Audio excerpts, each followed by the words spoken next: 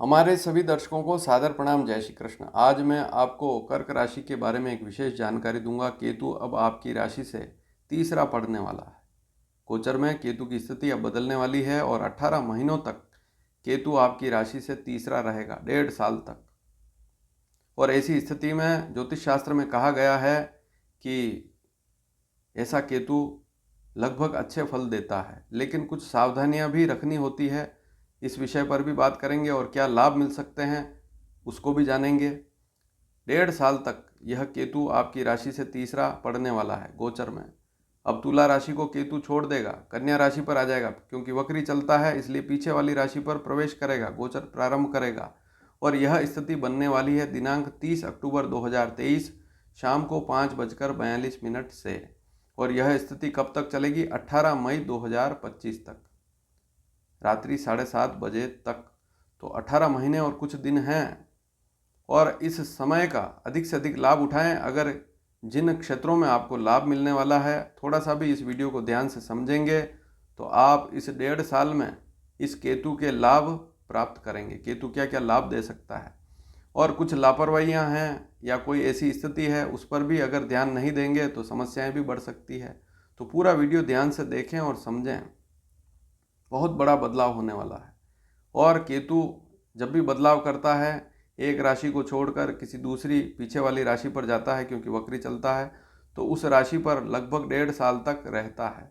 तो यह स्थिति 1.5 साल तक रहने वाली है।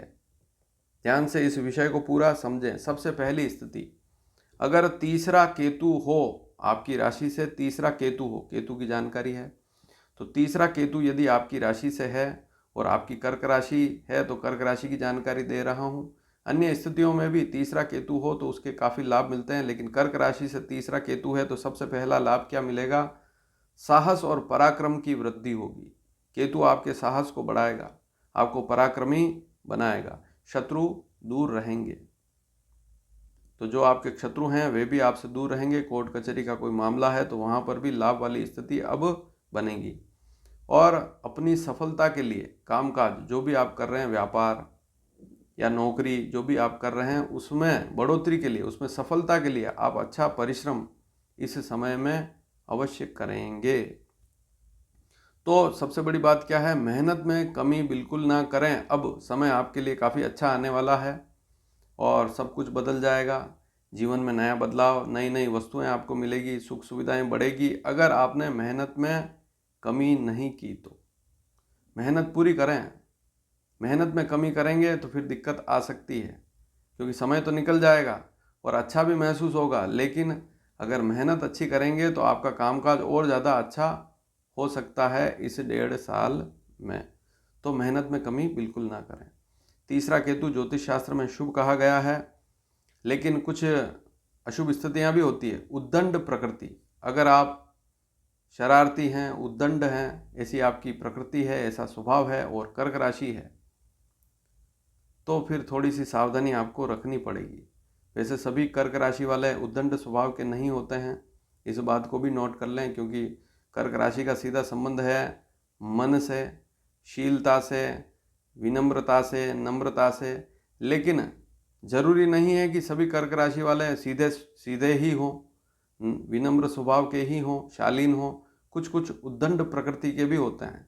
तो केतु जो है आपकी राशि से तीसरा है और पहले से ही आपकी उद्दंड शरारती प्रकृति है, तो थोड़ा सा ध्यान जरूर देवें। और उग्र स्वभाव है तब भी ध्यान जरूर देवें। शालीनता से काम करेंगे, विनम्रता के साथ प्रेम पूर्वक काम करेंगे, लोगों के साथ प्रेम बनाए रखेंगे, तो आपके सारे काम अब सफल होने वाले हैं इन 18 महीनों में। छोटे भाई बहन हैं तो उनसे भी आप उद्दंडता ना करें, उनसे किसी प्रकार का झगड़ा ना करें, उनके साथ भी प्रेम पूर्वक रहेंगे तो अच्छी स्थिति रहेगी। उनका स्वास्थ्य खराब रहता है तो उस पर भी थोड़ा सा ध्यान जरूर देवें। अब अगली स्थिति क्या हो सकती है कि विवाह का रिश्ता आएगा। अचानक विवाह का रिश्ता अक्टूबर के बाद आ सकता है और कोशिश करेंगे तो विवाह भी इन 18 महीनों में, अगर आपकी कर्क राशि है तो हो सकता है। तो विवाह संबंधित योग भी बन रहा है इस केतु के प्रभाव से। हाँ, यदि आप शादीशुदा हैं, विवाह हो चुका है, तो दाम्पत्य जीवन पर थोड़ा सा ध्यान जरूर देवें। अगर कर्क राशि है आपकी, आप पुरुष हैं तो पत्नी पर ध्यान दें, महिला है तो पति पर ध्यान देवें। आपस में प्रेम बनाए रखेंगे तो अच्छी स्थिति रहेगी। और पहले से ही अगर रिश्ता पक्का हो चुका है तब भी बातचीत में सावधानी रखें, ऐसा बिल्कुल ना करें। वैसे कुंडली में सप्तम भाव में सूर्य अकेला हो या कोई राहु की स्थिति है तो ऐसी स्थिति में सगाई टूटने के योग भी बनते हैं। तो कर्क राशि वालों को, और कर्क लग्न भी है हल्का सा, अगर एक बात को और ध्यान से समझें कि यदि आपकी कर्क लग्न की कुंडली है तब भी इस समय में थोड़ा सा कहीं पर रिश्ता पक्का हो चुका है तो ध्यान जरूर देवें।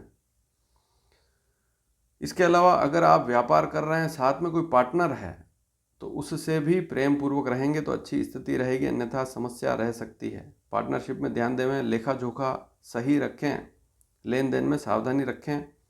और कोई गुप्त रोग है, किडनी यूरिनरी कोई समस्या है पहले से ही चल रही है, शुगर की समस्या है या और कोई समस्या है, पथरी की समस्या है, पेट में पथरी है, तो लापरवाही बिल्कुल ना करें इस समय में। सबसे बड़ी बात, केतु तोड़ फोड़ नहीं करता है, केतु विचार ज़्यादा लाता है, तो ज़्यादा विचार इस समय बिल्कुल ना करें। पत्नी के स्वास्थ्य पर भी ध्यान देवें, और महिला है तो पति के स्वास्थ्य पर थोड़ा सा ध्यान देवें, और ईश्वर में विश्वास रखेंगे इस समय में, सबसे बड़ी बात। क्योंकि केतु जो है इस समय में थोड़ा सा मन ऐसा हो सकता है कि भगवान की पूजा से लाभ नहीं मिल रहा है तो छोड़ दूं, तो ऐसा बिल्कुल ना करें। ईश्वर में जितना विश्वास आप रखेंगे, वैसे कर्क राशि वाले जातक ईश्वर में विश्वास रखते हैं, लेकिन ऐसे जातक जिनका विश्वास नहीं है और टूट रहा है किसी कारणवश इस समय में, तो उसको तोड़ना नहीं है। भगवान की भक्ति नियमित करते रहें तो काफ़ी अच्छी स्थिति रहेगी, ये सबसे बड़ी बात है। धीरे धीरे भाग्य का भी लाभ मिलेगा, धीरे धीरे ही सही, 18 महीनों में भाग्य का लाभ भी मिलेगा। मेहनत अच्छी कर रहे हैं तो कोई समस्या वाली बात नहीं है।